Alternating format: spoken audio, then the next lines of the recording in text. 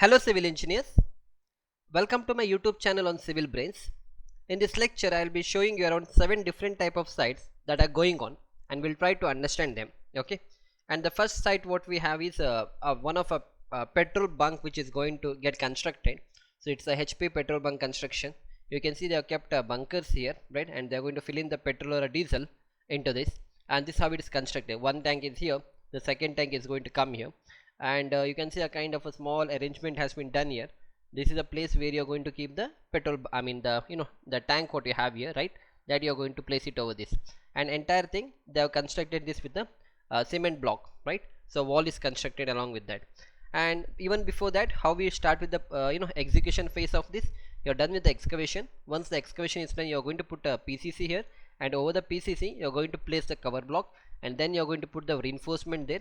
And you can see a small kind of bar kept here, right, a kind of a chair bar, if you remember in one of my courses.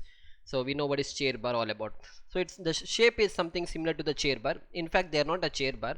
Okay, so you're going to place it there, okay, at a distance of, let us say, 2 feet, 2 feet close to each other. You're going to keep it, and after that you're going to pour in the concrete. So this concrete you're going to bring from the RMC plant, that is with the help of a transit mixer. They have made use of M20 grade of concrete here, okay. And once you place the concrete, this is how it looks finally, okay.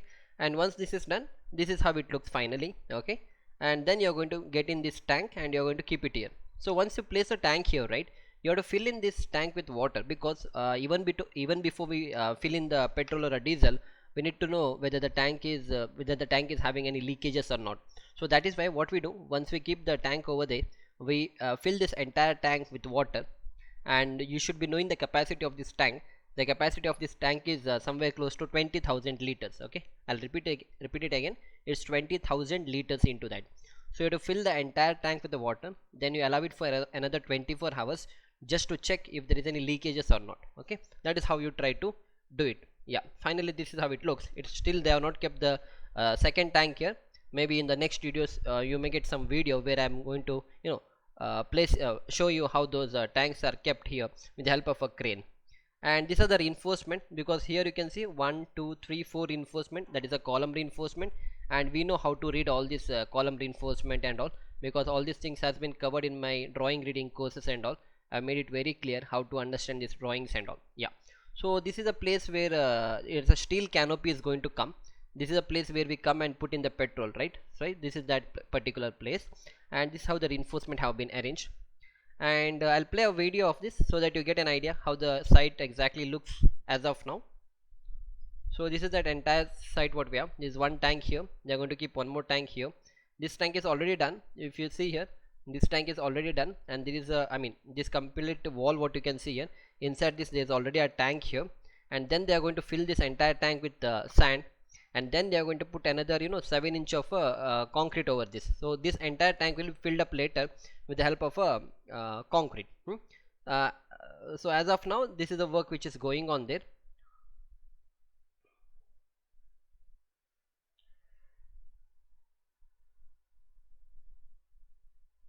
And this area what you can see, right, this area as I mentioned, you're going to get the, this is a place where you come in and put the petrol.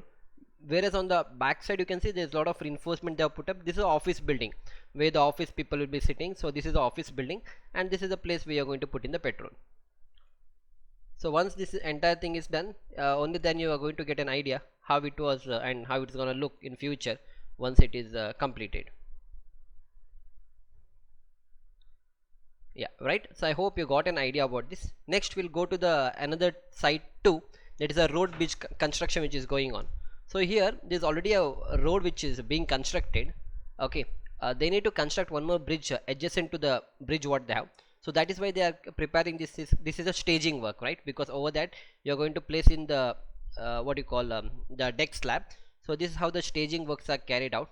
You can see how this channels and all have been kept here, okay. And you can see 1 2 and 3. So here the girders are going to come. Anyhow, I'll be uploading that in the next lecture if possible.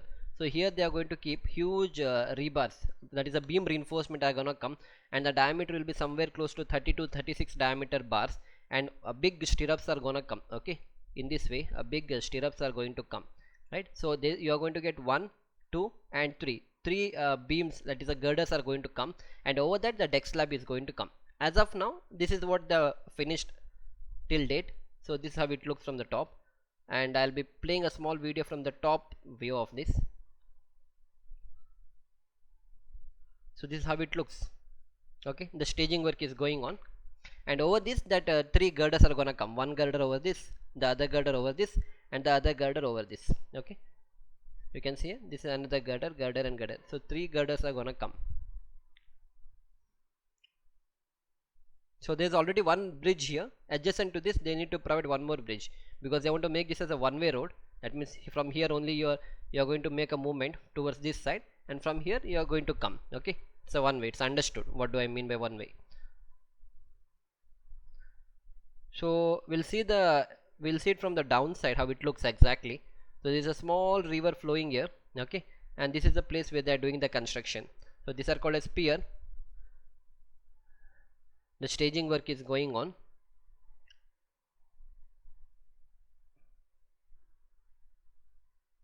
And this is how they have supported all those things. Okay, you should be very careful when you try to do the staging work, because since you're going to place in the deck slab over that, it will be having a huge amount of load.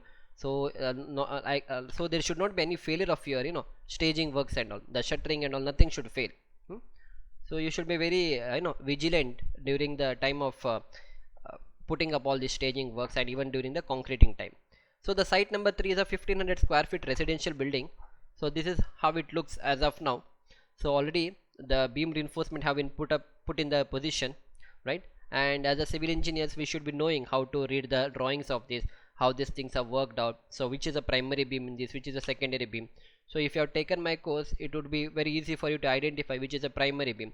If any beam is connecting from column to column, I can call it as a primary beam. And if any beam is connecting from one end of the, if both ends of the beams are resting on the other beam, you can see it here. I have a one beam going in this direction, I have another beam going in this direction, whereas this particular beam is resting on both the ends are resting on the other two beams. So I can call this particular beam as a secondary beam. Okay, now what is the importance of secondary beam and all, we have already seen in our courses, so I don't want to stretch that again here. So look at this, how they are done. And what is this called? This is a sunken slab, right? Because they have a toilet area here, they have a toilet area here. So usually when we put up a slab and all, we call this as a sunken slab, where the bottom of this slab, or let us say the top of this slab and this slab, there will be a difference of around 200 or 250 mm based on the requirement, so that you can bring in the plumbing lines and all. Okay, yeah. So again, this is how it looks. You can see the beam reinforcement, and you should know how to read these stirrups and all, how to understand the stirrup, how these spacings are decided, why there is only 2 bar in the top, why there is only 2 bar in the bottom, why not 3 bar in the top. We already know what is the reason behind that, because you do all those things with the help of a ETABS software, and from there you are going to get the area of steel, and only after that once you get the area of steel, only then we prepare a drawing something like this. So this is a beam reinforcement what we have. So for that particular B1 beam, what is the reinforcement, how it looks, all those things we get from here. And this is how that plan looks like. Okay, so the name of this beam is B23. What is the size of this? It is a 9 inch by 1 feet 6 inch. So 9 inch by 1 feet 6 inch. As I mentioned something about the sunken slab, you can see here it's written here, sunken slab, sunken slab. So if you are a site engineer, then what's your duty? You need to understand how to read the drawings. You need to know how to do the barbeting schedule of this. You should be knowing how to calculate the concrete quantity of this. So if I ask you, how do you find the concrete quantity of this particular slab? It's very simple. We already covered this in the quantity estimation course. What I need to find? I need to find the length of this particular slab. This will be my length, and this will be my breadth of my slab, and whatever is the thickness of the slab, I need to multiply by that. If I write it here, if I want to find the volume of this particular slab, whatever is the length, okay, length multiply by breadth into depth. And depth, usually for normal slab we keep it as 150 mm. So with this, what I'm going to get, I'll get a volume. So let us say I got a volume of, let us say, 2 cubic meter. Okay, usually we don't get if it is very small. For this 2 cubic meter, I need to find the cement quantity, right? I need to find the cement quantity, I need to find the sand quantity, I need to find the coarse aggregate quantity, isn't it? So all these things you should be knowing how to calculate. I have done it only for one beam, one slab. So you need to calculate for the other slab as well, and also for the beam also you should be knowing. Then how do you calculate for the beam? So beam, it is very simple. I should be finding out the outer to outer length. Okay, Yeah, I should be finding out the outer. Yeah, I should be finding out the outer to outer length. Now how do I do that? It's again very simple. I'll be finding the length of this particular beam outer to outer, and I already know that the size is 9 inch here, the breadth is 9 inch, the depth is 1 feet, and let us say the distance what I got, let us say it is somewhere close to 5 feet. Now it's very simple. If I want to find the volume of the concrete that is required here, 5 feet is the length of this. Okay, for 5 feet I'm going to multiply this with 9 inch, because 9 inch is the thickness of this, right? That is the width of this. So I'll multiply this by 9 inch. I'll write in this way 9 inch. Okay, yeah, and then I'll multiply this by the depth. The depth is given as 1 feet 6 inch, so 1 feet 6 inch. If I multiply this, I'll get the total volume that is required in this particular beam, that is this particular B23 beam. In this way, and again I will find the number of cement required and all. But for that you should know how all these things have to be understood from a drawing, and all these things is explained in my quantity estimation course. Anyhow, we'll move forward again. Yeah, so finally I'll be playing a small video of this. Look here, this is the entire slab, how it looks. You can see the reinforcement here, right? And all this slab is actually ready. They have to put in the slab reinforcement for this. Already they have done the oiling of this. While this oiling will be done, so that when you remove the centering plates, it's very easy for you to remove the centering plates. Otherwise what will happen, your concrete will get stick to these steel centering plates, and it becomes very difficult for you to take out the centering plates easily.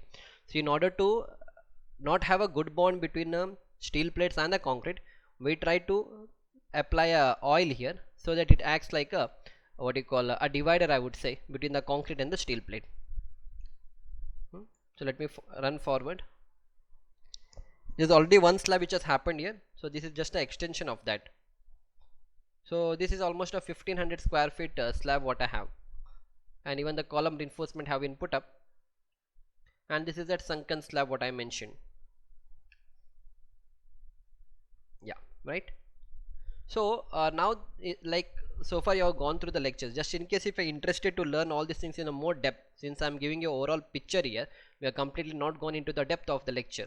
So there are certain courses of mine which is available, like you can learn the site engineering course, that drawing reading course. There's a course on only drawing reading for around 28 hours. There's a course on quantity estimation, bar bending schedule and CAD, which is around 21 hours. There's an internship course, there's a concrete technology course, there's a ETAP course, there's a basic project planning course, there's a site engineering course. So the cost of the course varies from 360 to 400 rupees. Sometimes it will be 400, sometimes it will be 360 rupees. So what is the use of taking those courses? These are the students who have already taken my courses, and few have got even job also, like Sunil Wagmare has written it here, very informative course. Recently had an interview and most of the questions were from this course. Hamza has written that this course helped me for securing a job as a site engineer. So all of them have written a very good reviews here. Nifrash is from Kuwait, then this David is from US. Okay, all these are the few students that given their reviews on the courses. So Sajid is from Kerala. He has written that he had taken a course on drawing reading. Okay, and this Santosh, this guy is from Nepal. So other than that, there are almost 163 country students those are enrolling in my courses. I have taught more than around 16,000 students all over the world, and these are the students who have taken the courses from different engineering colleges, right? So these are the reviews from the students. Okay, you can have a look at all these things. Tutor is good, exceptional course, good level of explaining, acquired additional information, the lecture was informative, some negative reviews as well. This course has really good content and easy to understand. Okay, insightful and easy to follow, was methodic, detailed and understandable, and all those things. Anyway, so I don't want to make this lecture longer. Then again I have to take you to the site number 4, where is a commercial and a residential building going on. We'll take even a site number 5 where only a commercial building is going on. Then a site number 6 is a commercial building where is a Patanjali supermarket is being put up. Anyway, I'll show a small idea of this. This is that commercial building where you have a commercial building here. The top portion, the middle portion will be utilized for the residential, then the top is for one marriage hall here. So this is how that entire building is all about. And then this one building which is supposed to happen, but there is a demolition work going on. So in the next lecture I'll be showing you those structural drawings as well, like this is how that plan looks for a commercial and a residential building. We'll try to understand this plan a bit, and also I'll be taking you to a few of the structural drawings and how this foundation layout are put up, how to understand this layout and all, right? So I hope you have enjoyed the lecture up to here. So please do like and subscribe the channel so that you get more information through this channel. So we'll see you back in the next lecture. Thank you.